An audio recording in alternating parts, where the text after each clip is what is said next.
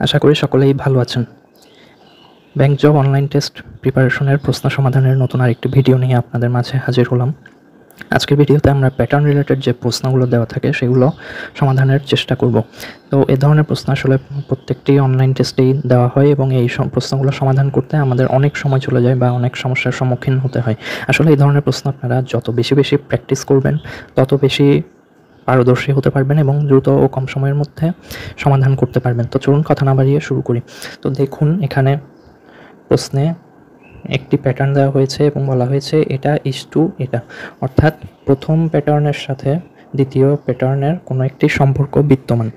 তারপর বলা হয়েছে তাহলে এই তৃতীয় প্যাটার্নটা নিচের 5টি অপশনের মধ্যে কোনটির সাথে সম্পর্কযুক্ত, অর্থাৎ প্রথম দুইটার মধ্যে যে সম্পর্কটা আছে তৃতীয়টার সাথে এই 5টার মধ্যে কোনো একটির সেই একই সম্পর্ক আছে।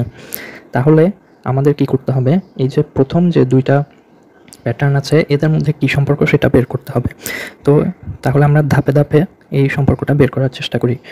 প্রথমে আমরা প্রথম যে অর্ধবৃত্তটা আছে সবচেয়ে বড় সেটার দিকে তাকাই।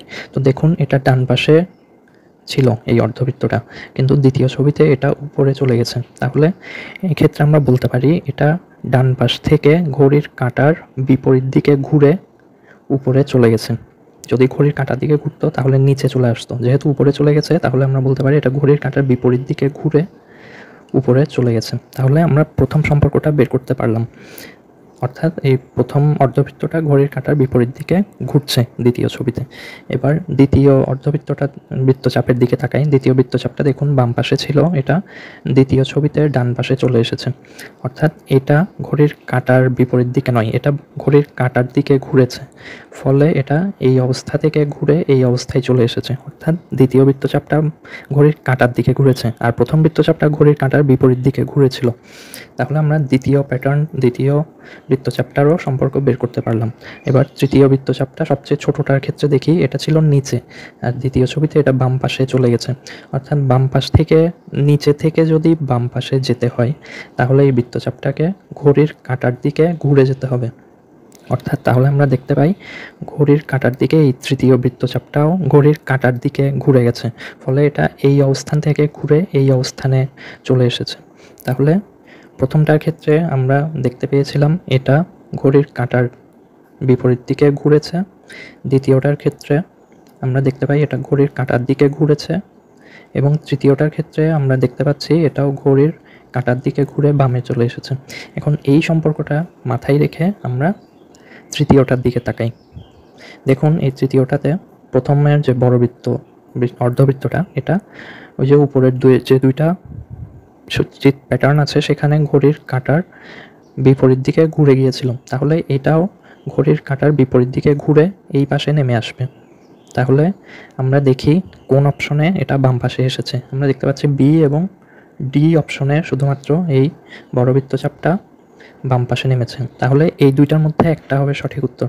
তাহলে এও বাদ, সিও বাদ এবং ইও বাদ, বি অথবা ডি থেকে একটা সঠিক উত্তর হবে।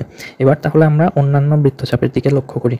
দেখুন, যে দ্বিতীয় বৃত্তচাপটা আছে এটা বাম পাশে নিচে আছে, এটা ওই যে প্রশ্নের উপরের যে দুইটা ছবি ছিল সেখানে ঘড়ির কাঁটার দিকে ঘুরে গিয়েছিল, তাহলে এখানেও এই তৃতীয় ছবিতে বৃত্তচাপটা ঘড়ির কাঁটার দিকে ঘুরে এই পাশে যেতে পারে। দেখি বি এবং ডি এর মধ্যে কোনটা হবে।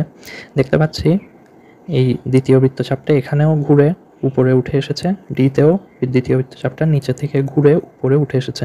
তাহলে বি ডি দুইটার মধ্যে কোনটা সঠিক উত্তর হবে আমরা বের করতে বা ডিসিশন নিতে পারলাম না। তাহলে তৃতীয় বৃত্তচাপটার দিকে আমাদের খেয়াল করতে হবে, এটা থেকেই আমরা বুঝতে পারবো কোনটা হবে।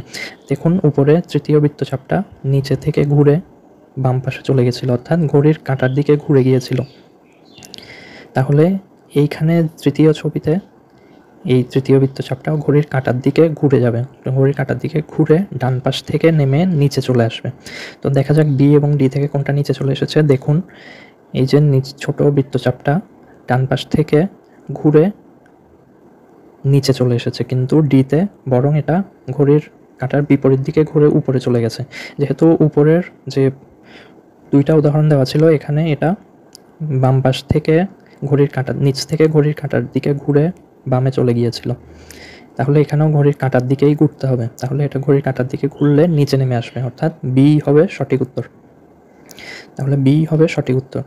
আশা করি আপনারা বুঝতে পেরেছেন কিভাবে আমরা এই প্যাটার্নটা বের করলাম।